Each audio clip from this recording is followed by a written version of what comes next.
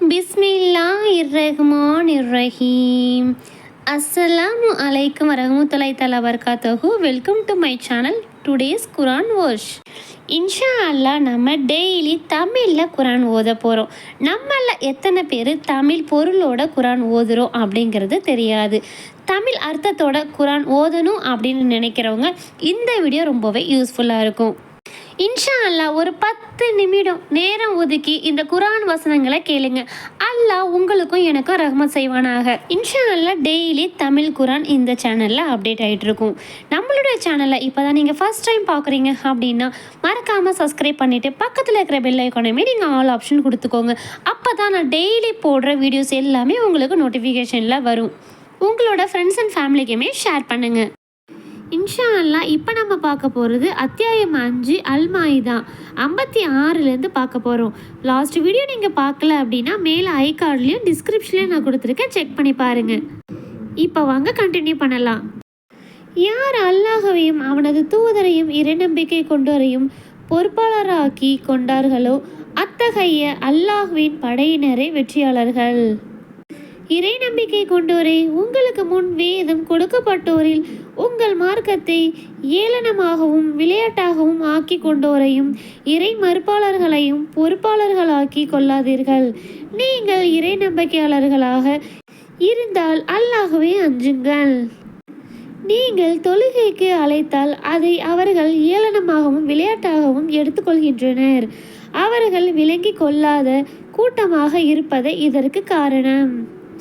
வேதமுடையோரே, அல்லாஹ்வையும் எங்களுக்கு அருளப்பட்டதையும் இதற்கு முன்னர் அருளப்பட்டதையும் நாங்கள் நம்பியதற்காகவே தவிர வேறெதற்கும் எங்களை குறை கூறுகிறீர்களா? உங்களில் அதிகமானோர் பாவிகளே என்று கூறுவீராக.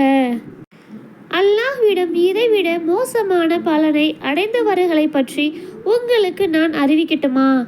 யாரை அல்லாஹ் சபித்து அவர்கள் மீது கோபமுற்று அவர்களில் சிலரை குரங்குகளாகவும் சிலரை பன்றிகளாகவும் ஆக்கினானே, அவர்களுக்கு ஷைத்தானை வணங்கியோருமே தரங்கெட்டவர்கள், நேர்வழியில் இருந்து தவறியவர்கள் என்று கூறுவீராக.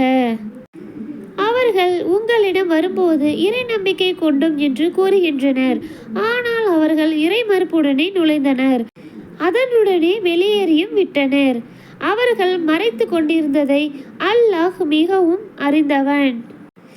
அவர்களில் அதிகமானோர் பாவத்திலும் பகைமையிலும் தடை செய்யப்பட்டதை உண்பதிலும் விரைந்து செல்வதை நீர் காண்பீர். அவர்கள் செய்து கொண்டிருந்தது மிக கெட்டது. அவர்களின் பாவமான பேச்சிலிருந்தும் தடை செய்யப்பட்டதை அவர்கள் உண்பதிலிருந்தும் இறைவனை சார்ந்தோரும் அறிஞர்களும் அவர்களை தடுத்திருக்க வேண்டாமா? அவர்கள் செய்து கொண்டிருந்தது மிக கெட்டது. அல்லாஹ்வின் கை கட்டப்பட்டுள்ளது என யூதர்கள் கூறுகின்றனர். அவர்களின் கைகளே கட்டப்பட்டுள்ளன. இவ்வாறு அவர்கள் கூறியதால் சபிக்கப்பட்டனர். மாறாக அவனது இரு கைகளும் விரிக்கப்பட்டே உள்ளன. தான் நாடியவாறு அவன் வழங்குகிறான். உமது இறைவனிடமிருந்து உமக்கு அருளப்பட்டது அவர்களில் அதிகமானோருக்கு வரம்பு மீறுதலையும் இறை மறுப்பையுமே அதிகரிக்கிறது. மறுமை நாள் வரை அவர்களுக்கிடையே பகைமையையும் வெறுப்பையும் விதைத்து விட்டோம். அவர்கள் போர் நெருப்பை பற்ற வைக்கும் போதெல்லாம் அல்லாஹ் அதை அணைத்து விடுகிறான். அவர்கள் பூமியில் குழப்பம் செய்ய முனைகின்றனர். குழப்பவாதிகளை அல்லாஹ் நேசிக்க மாட்டான். வேதமுடையோர் இறை நம்பிக்கை கொண்டு இறை அச்சத்துடன் நடந்திருந்தால் அவர்களை விட்டும் அவர்களின் தீமைகளை அழித்து இன்பங்கள் நிறைந்த சொர்க்கங்களில் அவர்களை நுழைய செய்திருப்போம். அவர்கள் தௌராத்தையும் இஞ்சிலையும் தமது இறைவனிடமிருந்து தமக்கு அருளப்பட்டதையும் நிலைநாட்டியிருந்தால் தமக்கு மேலே வானில் இருந்தும் தமது கால்களுக்கு கீழே பூமியில் இருந்தும் புசித்திருப்பார்கள். அவர்களில் நேர்மையான சமுதாயத்தினரும் உள்ளனர். எனினும் அவர்களில் அதிகமானோர் செய்வது மிக கெட்டது. தூதரே, உமது இறைவனிடமிருந்து உமக்கு அருளப்பட்டதை எடுத்துரைப்பீராக. அவ்வாறு நீர் செய்யாவிட்டால் அவனது தூது செய்தியை எடுத்துரைத்தவராக மாட்டீர். அல்லாஹ் மனிதர்களிடமிருந்து உண்மை காப்பாற்றுவான். இறை மறுப்பாளர்களின் கூட்டத்திற்கு அல்லாஹ் நேர்வழி காட்ட மாட்டான். வேதமுடையோரே, தௌராத்தையும் இஞ்சிலையும் உங்கள் இறைவனிடமிருந்து உங்களுக்கு அருளப்பட்டதையும் நீங்கள் நிலைநாட்டும் வரை நீங்கள் எதிலும் இல்லை என்று கூறுவீராக. உமது இறைவனிடமிருந்து உமக்கு அருளப்பட்டது அவர்களில் அதிகமானோருக்கு வரம்பு மீறுதலையும் இறை மறுப்பையுமே அதிகரிக்கின்றது. எனவே இறை மறுப்பாளர்களின் கூட்டத்திற்கு நீர் கவலைப்படாதீர். இறை நம்பிக்கை கொண்டோர் யூதர்கள், ஷாபியீன்கள் மற்றும் கிறிஸ்துவர்கள் ஆகியோரில் அல்லாஹ்வையும் இறுதி நாளையும் நம்பி நற்செயல்கள் செய்தோருக்கு எந்தவித பயமும் இல்லை. அவர்கள் கவலைப்படவும் மாட்டார்கள். இஸ்ராயேலின் வழித்தோன்றல்களிடம் நாம் வாக்குறுதி வாங்கினோம். அவர்களுக்காக தூதர்களையும் அனுப்பினோம். அவர்களில் உள்ளங்கள் ஏற்க விரும்பாததை அவர்களிடம் தூதர் கொண்டு வரும்போதெல்லாம் சிலரை பொய்யரென கூறினர். மேலும் சிலரை கொலையும் செய்தனர். தமக்கு எந்த சோதனையும் ஏற்படாது என்று அவர்கள் எண்ணிக்கொண்டனர். எனவே அவர்கள் குருடர்களாகவும் செவிடர்களாகவும் ஆனார்கள். பின்னர் அவர்களை அல்லாஹ் மன்னித்தான். அதன் பிறகும் அவர்களில் அதிகமானோர் குருடர்களாகவும் செவிடர்களாகவும் ஆனார்கள். அவர்கள் செய்வதை அல்லாஹ் பார்ப்பவன். அல்லாஹுதான் மரியமின் மகன் மசீஹ் என்று கூறியோர் இறைமறுப்பாளராகி விட்டனர்.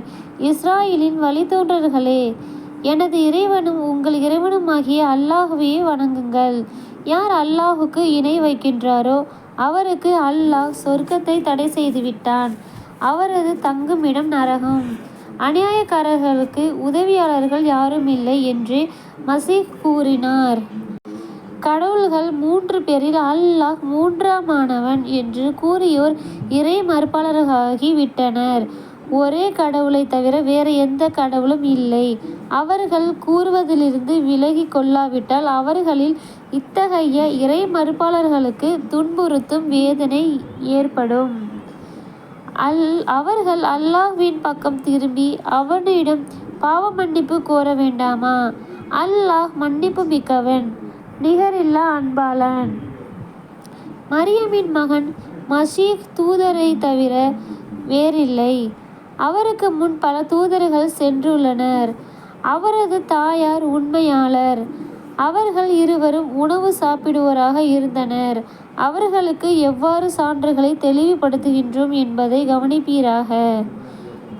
அவர்கள் எவ்வாறு திசை திரும்புகின்றனர் என்பதை மீண்டும் கவனிப்பீராக.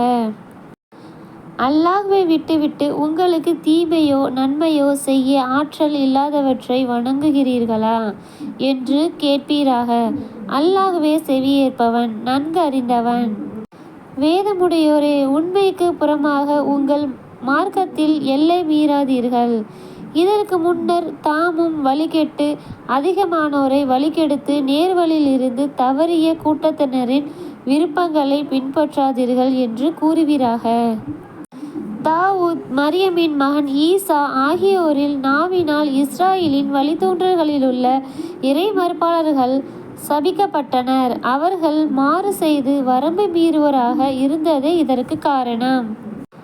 அவர்கள் செய்த தீய செயலை விட்டும் ஒருவரை ஒருவர் தடுக்காமல் இருந்து வந்தனர். அவர்கள் செய்து கொண்டிருந்தது மிக கெட்டது.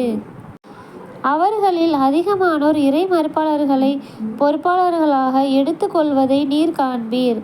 அவர்கள் மீது அல்லாஹ் கோபம் கொள்ளும் வகையில் அவர்கள் தமக்காக முற்படுத்தி வைத்திருப்பது மிக கெட்டது. அவர்கள் வேதனையிலேயே நிரந்தரமாக இருப்பார்கள். அவர்கள் அல்லாஹ்வையும் இந்நபியையும் அவருக்கு அருளப்பட்டதையும் நம்புவோராக இருந்திருந்தால் இறை மறுப்பாளர்களான அவர்களை பொறுப்பாளர்களாக ஆக்கியிருக்க மாட்டார்கள். எனினும் அவர்கள் அதிகமானோர் பாவிகள். மனிதர்களிலேயே யூதர்களும் இணை வைப்போரும் இறை நம்பிக்கை கொண்டோருக்கு கடும் பகையாக இருப்பதை நீர் காண்பீர். நாங்கள் கிறிஸ்துவர்கள் என்று கூறுவோர் இறை நம்பிக்கை கொண்டோருக்கு நேசத்தில் மிக நெருக்கமாக இருப்பதையும் காண்பீர். ஏனெனில் அவர்களின் மத குருமார்களும் துறவிகளும் உள்ளனர். அவர்கள் பெருமையடிக்க மாட்டார்கள். இத்தூதர் மீது அருளப்பட்டதை அவர்கள் செவியுறும்போது உண்மையை அறிந்து கொண்டதால் அவர்களின் கண்களில் கண்ணீர் வழிந்தோடுவதை காண்பீர். எங்கள் இறைவனே, நாங்கள் இறைநம்பிக்கை கொண்டோம். எனவே எங்களை சாட்சி கூறுவோருடன் பதிவு செய்வாயாக என்று அவர்கள் கூறுவார்கள். அல்லாஹ்வையும் எங்களிடம் வந்துள்ள உண்மையையும் நம்பாமல் இருக்க எங்களுக்கு என்ன நேர்ந்தது? எங்கள் இறைவன் எங்கள் நல்லோரின் கூட்டத்துடன் சேர்ப்பதையே நாங்கள் ஆசைப்படுகிறோம் என்றும் கூறுகின்றனர். அவர்களின் இந்த கூற்றின் காரணமாக அவர்களுக்கு அல்லாஹ் சொர்க்கங்களை பரிசளித்தான். அவற்றின் கீழ் ஆறுகள் ஓடும், அதில் நிரந்தரமாக இருப்பார்கள். இதுவே நன்மை செய்வோருக்கான கூலி. இன்ஷா அல்லாஹ் இதனுடைய தொடர்ச்சி நாளைக்கு பார்க்கலாம். அஸ்ஸலாமு அலைக்கும் வரஹ்மத்துல்லாஹி தஆலா வபரகாத்துஹு.